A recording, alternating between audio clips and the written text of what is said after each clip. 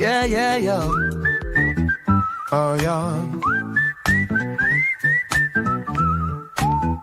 Got question Chase, has got the facts. Talking NFL numbers, he's got your back. A little chart trend ball, man, he's got it like that. Chasing data by do champions. Chasing data applies to everyone. Chasing data, yeah, we're live today.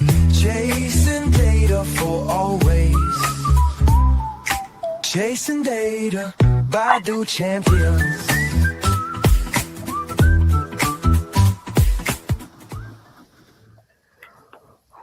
What's up and welcome to the divisional round of Chasing Data.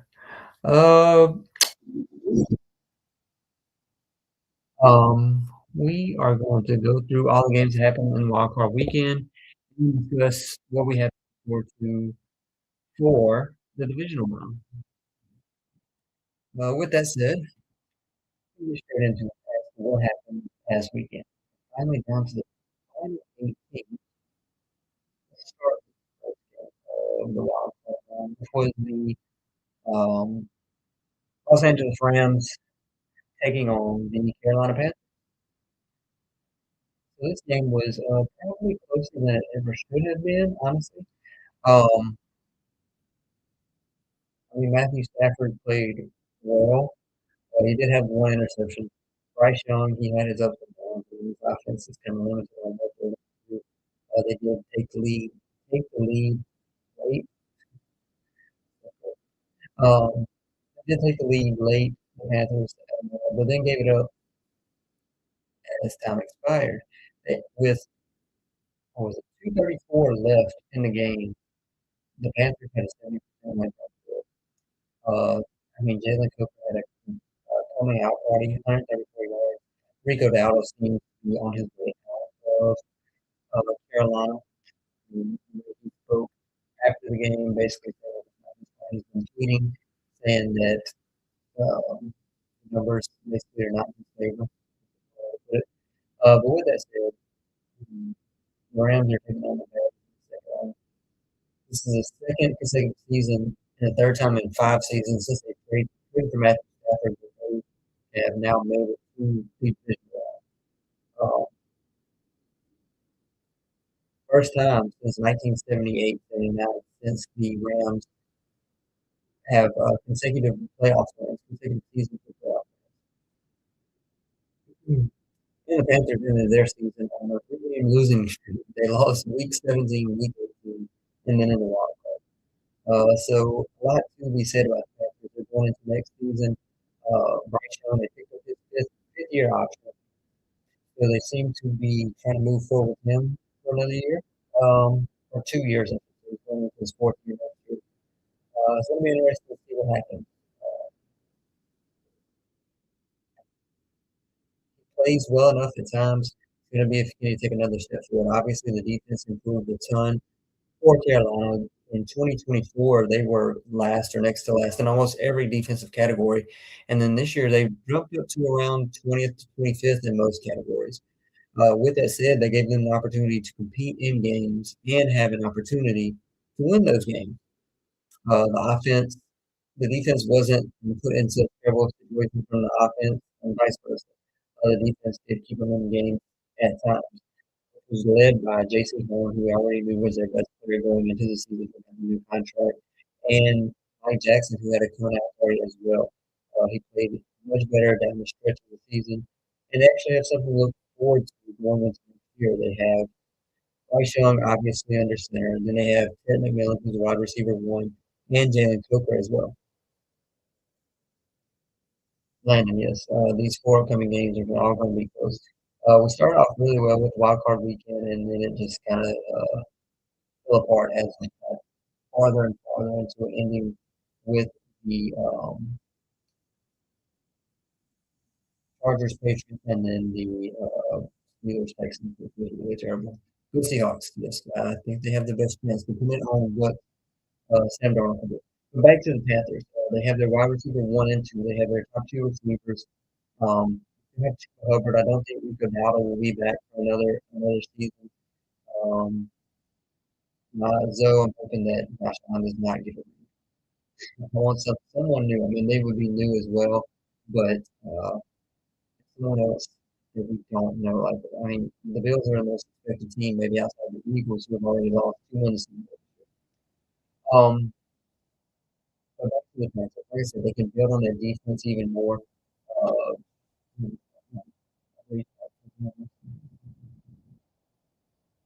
so looking at their offseason for the Panthers, like I said, they still have some key players that can bring back. They're bringing back the likes of Bryce Young, the entire O line, which is very important to this team, as we all know. Ted McMillan, Derek Brown, J.C. Horn, Mike Jackson. Uh, they could be losing Rico Dowdle. Some of the offensive line majority is coming back. They just have to continue to improve this defense. They went from 32nd to 20th in efficiency as far as EPA allowed per play. They were 28th in sacks, so it's still an area that they have to improve. They did draft two defensive linemen this year. Nick Gordon looked good at times, but they still can improve. And they have to build in the draft. They had all their picks, plus Minnesota's picks, and a pick from the Adam. So that's the Panthers. A great season by most accounts. What they could do in 2025. When you look at the Rams and what they did in this game, I mean, they're still just going to be unstoppable. Devontae Adams didn't even really do much in this game. What did he have? He had 5% into it.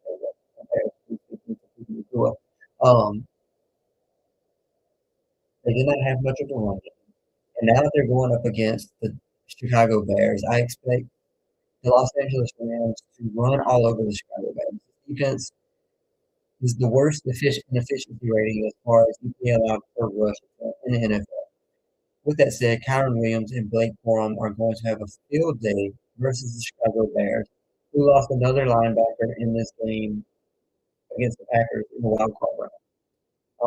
We'll talk about the Bears and the Packers in a moment, but the Rams and the Panthers, I mean, the Rams and the Bears going into this game, I mean, the clear favorite has to be the Los Angeles Rams. They're 3.5 point favorites. It's in Chicago. It doesn't really scare me. No Matthew Stafford is going to come out and play lights out more than likely. Defense in Chicago is not. It's going to be a high scoring game. We know Ben Johnson's going to have the first quarter scripted basically for Caleb Williams.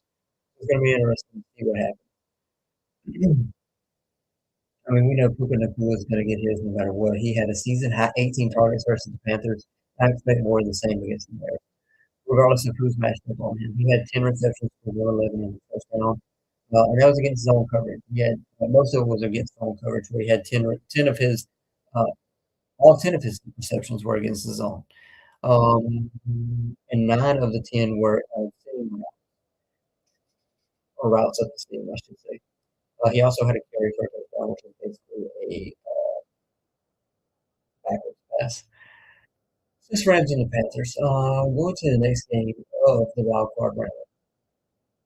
We had the Packers and the Bears. This game came down to the end. I mean, the Packers, the first half was what, 21-3 at halftime. Kurt is going to be the next head coach of the Pittsburgh Steelers. It would be interesting.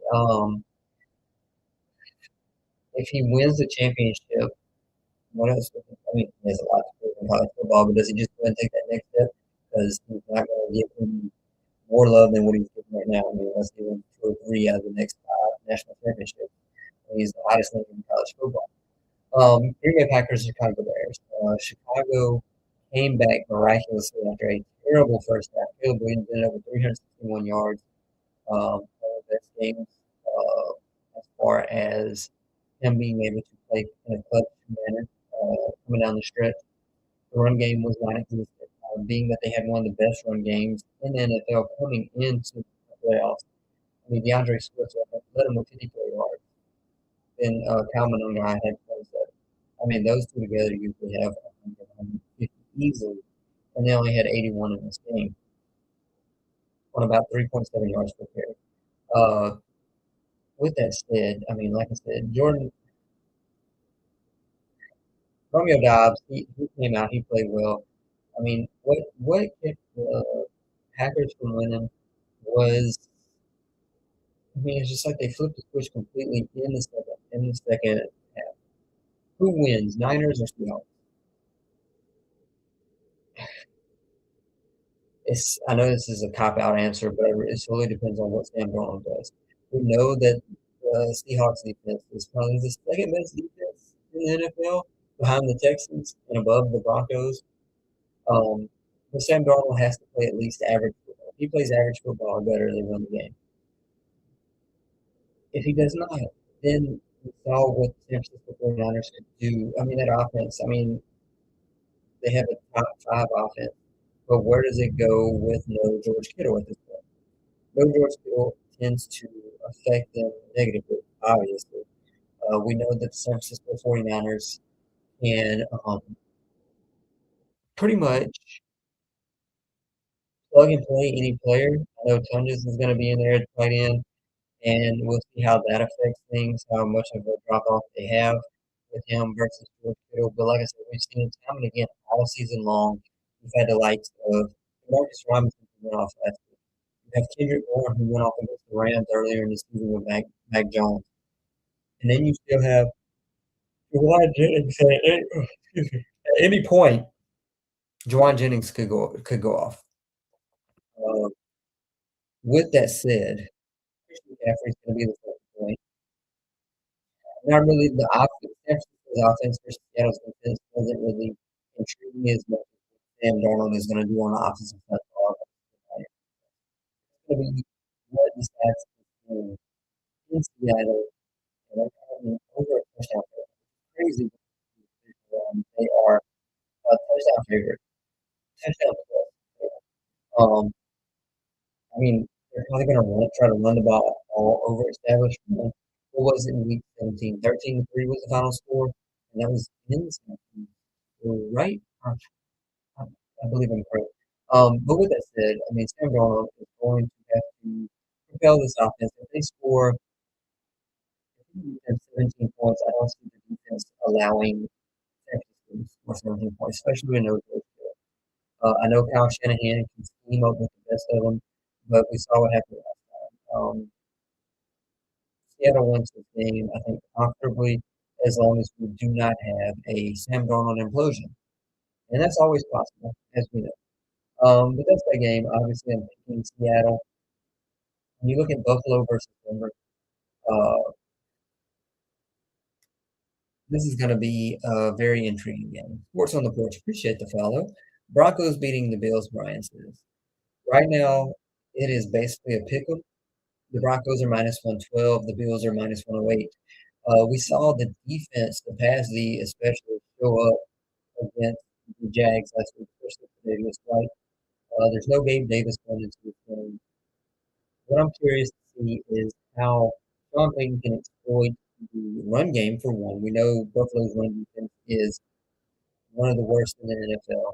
With that linebacker, we know Matt Milano was fast, but he does not have the speed that he used to have. And what is Evan Ingram going to do? I feel like Sean Payton is going to pick them apart on the offensive side of the ball, especially with Bo Nix. I know Bo Nix is in his second year, but he's proven everybody wrong the entire season. Then when you look at the defensive side of the ball, we saw how much Josh Allen got hit by the likes of that front four in Jacksonville. And then you go to the divisional round where the Broncos front four are even better than the Jags front four.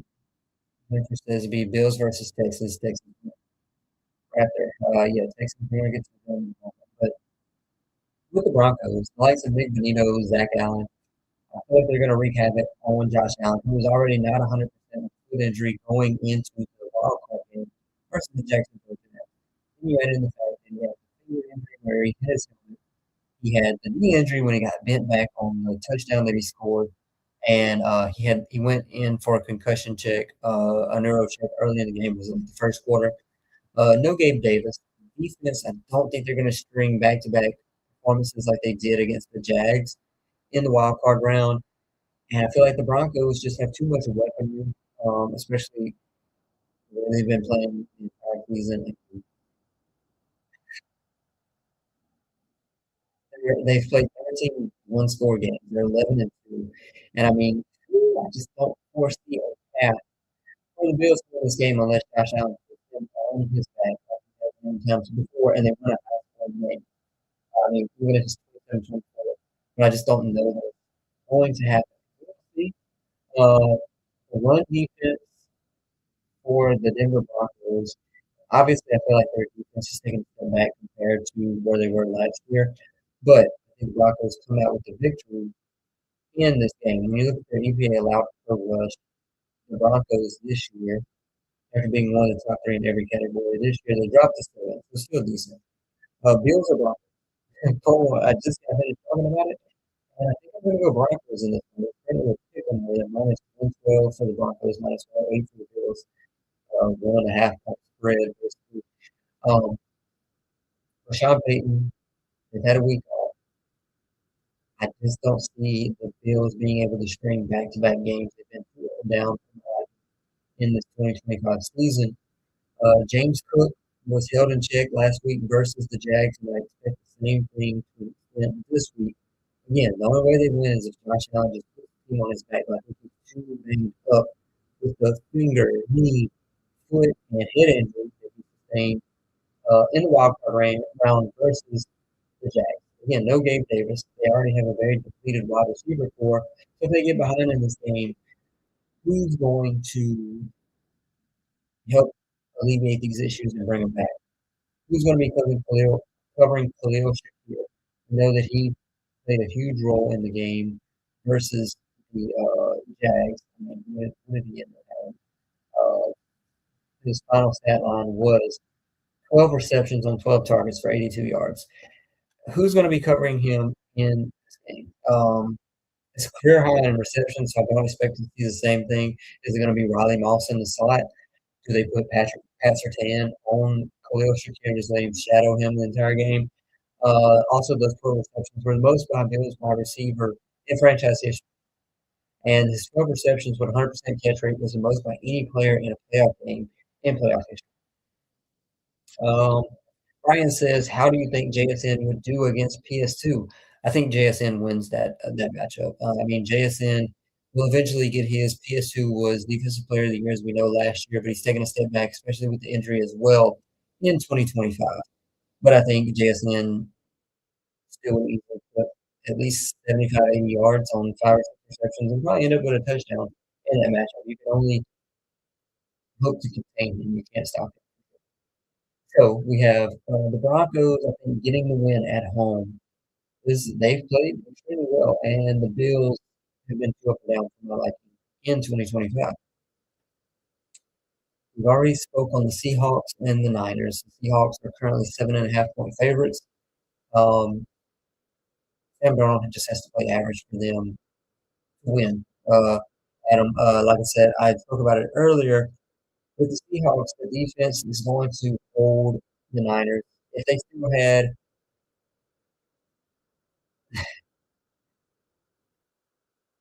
the Niners still had George Kittle, there could be more of an argument. No, George Kittle obviously hurts the team, but this team is probably the most plug and play team in the NFL at any given point in time. Kendrick Bourne could walk. We've seen him do it against the Rams. We saw Demarcus Robinson have maybe the best game of his career last week versus the Eagles, and especially in coverage against Quinyon Mitchell. We know Juwan Jennings is probably wide receiver one. Is Ricky Pearsall going to be back? They still have pass weapons, especially when you have Christian McCaffrey out of the backfield. Um, but with that said, like I said, Sam Darnold just has to play average for them to be able to win this game. As long as he doesn't have an implosion like he did last year with the lack of offensive line that he had in Minnesota at the end of the season, the Seahawks should win this game. The defense is too good for the Niners to put up, 17 points or less is what I expect. Um, and I mean, the Seahawks should easily score that much against this Niners defense.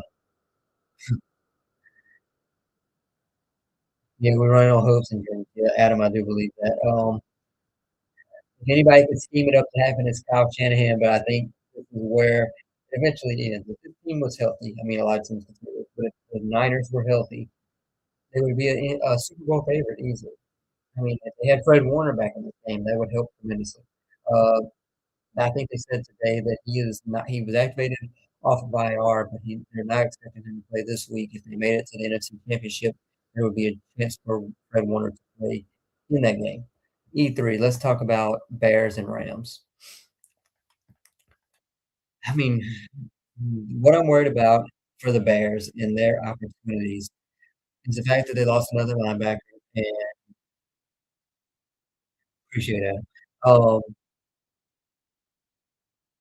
the Rams' biggest opportunity and what I expect to see is we know how terrible the Bears run defense is. They lost a linebacker in the wild card round against the Packers. Blake Corum and Kyron Williams, I expect to run crazy because what are the Bears going to do? We already know their defense is one of the worst against the run. Let's see, when we look at the EPA allowed per rush, which is basically the efficiency rating. Where are we at? Where are we at? Where are we at? Chicago is currently 23rd against the run. I don't expect much to change here. What are they going to do? They can't stack the box against Kyron Williams and Blake Ball. What they're already mad against them, like I said, they can't stack the box because if they stack the box, where are they going to leave Jalen Johnson, Kyler Gordon? Their DBs, single coverage on Puka Nacua and the I just don't know where the advantage is for this defense or where they can have an opportunity to succeed unless Caleb Williams puts up 30 plus points. And I don't know if that's going to happen, even though the Bears have a great offensive line. They're going up against the likes of their Braden Fisk, Puna Ford, others that I'm forgetting as well. But I mean, this front four, Byron Young. I mean, it's just they have so many players up front. They have Nate Landman at the linebacker position. And the secondary has been serviceable for the Rams. Barring we don't get an Atlanta Falcons performance from Matthew Stafford, which I do not expect against this Bears defense, they're going to be headed to the NFC Championship. I mean, the Bears, I'm telling you, they would have to score at least 30 points in order for them to have a chance. I mean, I know 30 is plausible, but I mean, it's a tall ask to do just on any given Sunday, especially in the playoffs. Antonio, let's see. Uh, Sam, go practice you. Seahawks, Bears for a trip to the Super Bowl. I don't think the Bears are going to win. I mean, currently, it's 3.5 point spread. I don't know what the weather is going to be like yet. Um, Obviously cold, you know that in Chicago. But this is the Bears' first run. You know, I mean, they obviously played well against the Packers, who imploded in the second half. But I feel like the playoff experience is also going to be a key advantage for the Rams. I mean, I just don't know where they exploit the Rams on the offensive side of the ball. When you look at the pass game, I mean, I don't know where the only area where the Bears have an advantage is when the Rams blitz the 24th in EPA allowed per pass, and the Bears are seventh against blitz. But how much are the Rams going to blitz? That's the issue. The run game, we know how efficient the run game is in Chicago. Run defense for the Los Angeles Rams is top 14. I mean, it's 14th, no, 13th in EPA allowed per rush. So I mean, they're not like exploitable, but is that what they do in this league? Not really sure. I'm going with the Rams for a chance to get to the NFC Championship against an NFC West team. Wiseman says, yeah, he's due for a good game. Any given Saturday, 49ers. Seahawks. Yeah, you're right. Rams D is suspect. I don't know about that one. Especially when they had the front four and all the talent they had there. On the season, they were 9th overall in EPA allowed per play. So that is, I mean, it's showing how efficient they were. Um, they were ninth against the pass. And then when you look at I mean, their front four fall off a little bit from last year. Potentially. I mean, they could have had more sacks, obviously. Um, but they were number 5 in quarterback pressure rate. Yes, I know the Bears averaged 26. Okay, fair enough. Yeah. So we'll see what happens. I mean, like people have said, any given Sunday, anything's possible. I'm going Rams. And then we have the other Sunday game, the Houston Texans, whose defense is the best defense in the NFL. I posted a video today about how well they've been playing and how dominant they are. Um, there's no weakness on this defense. I mean, they are just stacked at every level. Front four, linebackers, back secondary. I mean, they just have no weaknesses. And what can New England do to exploit that? Honestly, I mean, this is the Seahawks and the Texans are kind of what and what on how they are comparable. Um,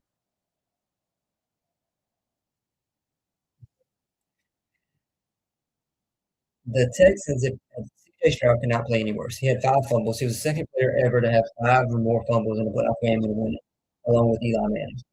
Great company. Um, Aaron Rodgers was held to the worst efficiency game in the last 10 years by a playoff quarterback, and the worst success rate by any offense in the last 10 seasons as well in the Pittsburgh Steelers. We saw what eventually happened at the end of the game.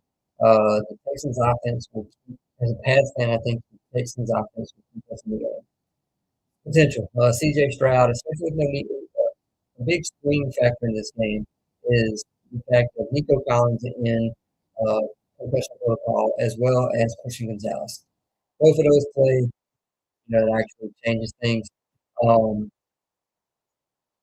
if one plays and the other doesn't, especially if Nico Collins plays and no Christian Gonzalez, obviously advantage to the Houston Texans.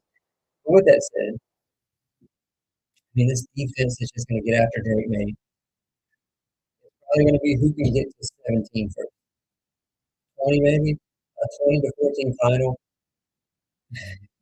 is coming for sure in this game. I mean, the over-under right now is currently 40 and a half. So that's around 2017. The Texans are, the Patriots are 3-point favorites. So with that said, I mean, I just really think the Texans defense is kind of like the 2015 Broncos when they were Peyton Manning struggled in the second half of that season. He played well at the beginning of that season, but in the second half he really struggled. And I feel like the Texans defense could do the same things the 2015 Broncos did, where it just took them to the Super Bowl. Could we potentially get a Texans Seahawks Super Bowl? Absolutely. That depends on the quarterback play of CJ Stroud and Sam Darnold. I mean, we know what the defenses are going to do each and every week. Patriots defense hasn't even played top 10 defense. Texans will destroy them. Very solid play. When you look at the New England Patriots and their schedule this year, which of these the best defense that they play? Let's see, the Raiders, no, Dolphins, no, Steelers, no, Panthers, no, Bills. Saints was probably the best defense that they played because they finished the season around 12th because they played Titans, Browns, Falcons, Bucks, Jets, Bengals, Giants. None of those defenses, and then Bills, Ravens, Jets. But the Saints were probably the best defense that they played. They put up 25 points. That's week 6. We know how much the Saints defense came around as the season went on. This is by far the best defense that they played, no doubt. Rams are 6th in the Super Bowl. Very, very, very possible. So my picks to summarize for the divisional round, I have the Broncos and Sean Payton basically carrying this team, and the Bills not being able to string back-to-back wins in order to get past the Broncos. I have the Broncos winning that one because we know how banged up Josh Allen is. Well, we know how suspect their run defense is, and Broncos in the first game of the divisional round. The second game, we have the Niners and the Seahawks. All Sam Darnold has to do is play an average game, and the defense is going to carry them. With that said, I have the Seahawks. They have the biggest spread in this weekend at -7.5. I know the Niners can plug and play almost any and every position, but eventually it's going to catch up to them, and they don't have George Kittle. So, with that said, I think the Seahawks win this. Game 3, Texans at the Patriots. The Texans defense is going to carry them through this game and potentially to the Super Bowl, and the Texans winning this one. As Rob said earlier, Patriots best defense they played all season was the Saints in week 6. They put up 25 points. They're not doing that this week. If they get to 20, I'll be surprised they put up 15 against Jesse Minter and a lesser talented defense in the Los Angeles Chargers. Chargers, so Lord only knows what they're going to do against the Texans. And in the final game, Sunday evening, we have the Rams and the Bears. The Bears I spoke about earlier, I don't know where their advantage is in this game. And as long as Matthew Stafford doesn't play like he did against the Atlanta Falcons in week 17, was it on Monday Night Football? Um, the Rams should win this easily. The Bears can't stack the box. We know they're not great against the run. Um, we know they're not great against the run. They lost a linebacker. They can't stack the box because if they stack the box, what are they going to do? One-on-one coverage against Devontae Adams and Puka Nakua. You're just going to leave them alive the entire game. I don't know unless the Bears score over 30, they don't have a chance. So with that said, that would be Broncos versus the Texans in the AFC Championship, and Seahawks and Rams yet again in the NFC Championship. And as of right now, when we stand here today, it's hard for me to pick against the Texans based on their defense because the likes of CJ Stroud can't play any worse than what he played against the Steelers last night. And when you look at the NFC, Seahawks versus Rams, I just trust the Rams due to them having a front four. We both have a great front four, but their defense can be serviceable, and I trust Matthew Stafford in late game situations much more than I do Sam Darnold. So as of right now, we have a Rams Texans, which will be great early in the night, I believe. Okay, so let's comment. Everybody, if you don't follow, if you're into the analytics side of football, hit that follow button. Obviously, for all the teams, not just one team have on Seahawks here tonight, but we switch it up every. I'm a Ravens at heart, but we know where they're at. He says Bears Bills Super Bowl incoming. I'm not a fan of either, but I feel like that is happening. I think it's good. I think they have the next to worst. The Bears have next to worst odds for the Super Bowl, but the Bills have the third best, I believe. Who's going to the Super Bowl? Earlier, I believe it right now. I have Rams and Texans.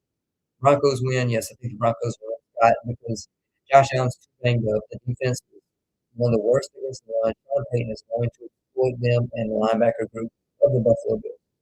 Denver gets the advantage, and Josh Allen talks slow down. Yeah, well, yeah, especially with Josh Allen. Seattle's not being the 49ers, unfortunately. I mean,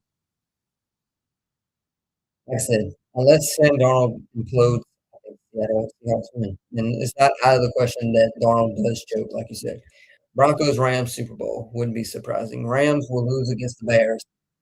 I don't know. I don't know how the Bears exploit them, honestly. Ruben, appreciate the follow. Go Seahawks.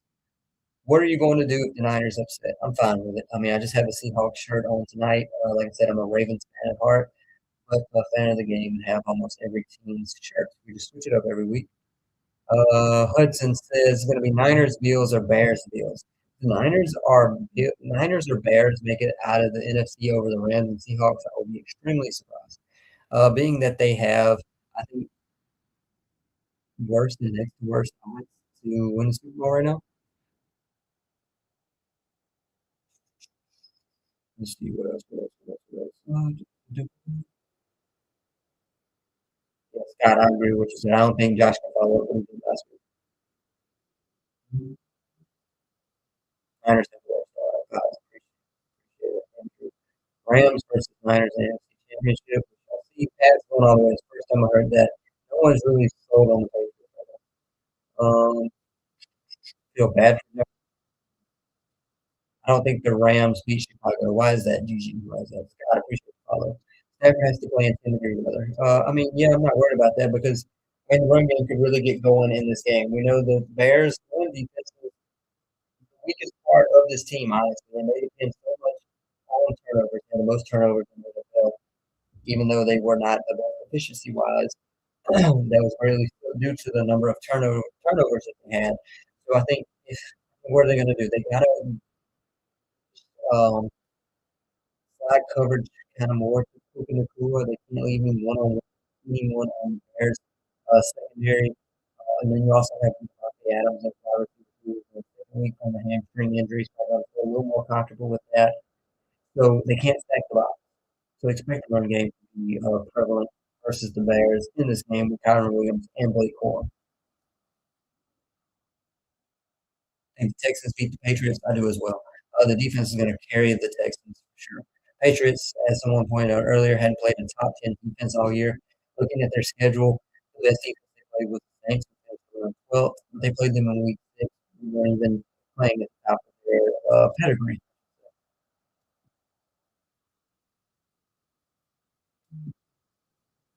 Rams, 12 for 6. I think Pats lose to Houston. I agree. Pats, Rams, Super Bowl. I don't know if the Patriots are going to do it. Bears are nice on offense, and like I said, Hudson, I believe that for them to have any opportunity, they're going to put up 55-1 odds. But played him. He said only two teams were top 5 on offense and defense. What two are you talking about?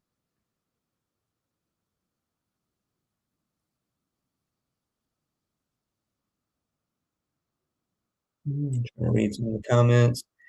Yeah, Yeah, the cold weather, as Andrew pointed out, they were one play away last week from beating Philly in one of the worst weather games of recent memory in the playoffs for sure. Yeah, Scott, like you said, Sam Darnold is the Hawks' biggest question. He doesn't even have to play at a top level. If he plays like an average quarterback, I mean, I think they're going to be hard to beat in the Super Bowl. Same goes for CJ Stroud and the Texans.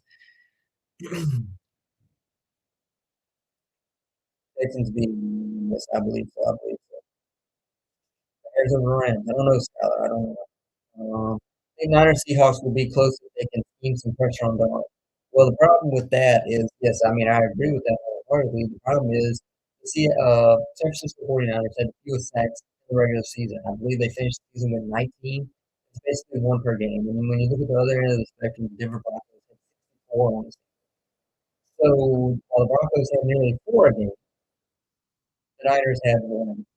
A huge difference. Um, I don't see them getting it. I don't think the Patriots score more than 20 either. Patriots aren't beating Houston's defense. It took them to the fourth quarter, scored touchdown versus Los Angeles. I agree. Jesse Minter is a great defensive coordinator, but the defense in Houston is more talented. I mean, they don't even have to scheme up anything. They're just so good at every level. They just dominate every how they want to. I mean, front four, Will Anderson, Neil Hunter, um, are gonna show up and show out. Then you have the linebacker core, which is one of the weaknesses. A lot of that defense is average at best. Then you have the secondary, Jalen Petrie, Kamari Lansing, Derek Stingley, Bullock. I mean, it's just people everywhere. You get worried about the old guy. Old showing up, of course. Is he going to see ghosts? If he sees ghosts against the Niners, then they really have no chance. I would be really worried if Fred Warner were playing this week. If he is not playing for the report, even though he was activated off of the Bears and Rams. Yeah. I think that's it for tonight. Appreciate everybody stopping by. If you don't follow already, hit that follow button. Follow analytics based more with numbers saved and X's and O's. And post about every team. And we will see what happens this Saturday and Sunday. See who are we getting in the NFC and AFC championship. Big follow. 15 wins, but someone's gonna win. Appreciate everybody.